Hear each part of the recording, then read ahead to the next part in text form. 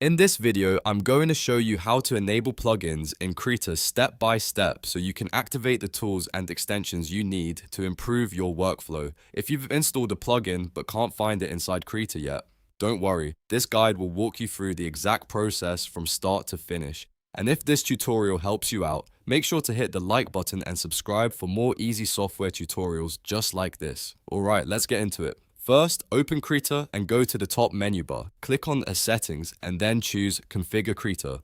This opens the main settings window where you can manage different parts of the program. On the left-hand side, you'll see a list of categories. Scroll through that menu until you find Python Plugin Manager and click on it. This is the section where Krita keeps track of installed plugins and extensions. Now look at the main window area and you'll see an alphabetical list of the plugins that are already installed on your system. Find the specific plugin you want to use and then click the empty checkbox next to it to turn it on.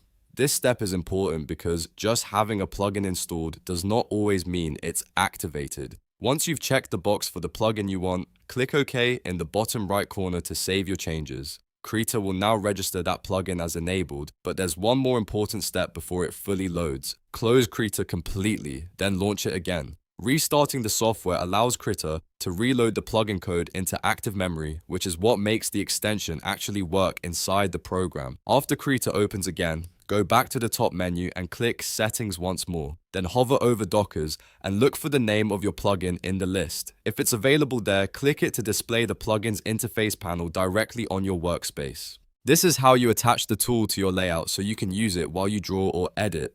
If the panel appears, that means the plugin has been enabled successfully and is ready to use. If you don't see it right away, double check that the plugin was checked in the plugin manager and that Krita was restarted properly. And that's it. You now know how to enable plugins in Krita and bring them into your workspace. This is a simple process, but it can make a huge difference if you want to unlock extra features and customize Krita for your creative workflow. If this video helped, please hit like, subscribe, and turn on notifications so you don't miss the next tutorial. Thanks for watching, and I'll see you in the next one.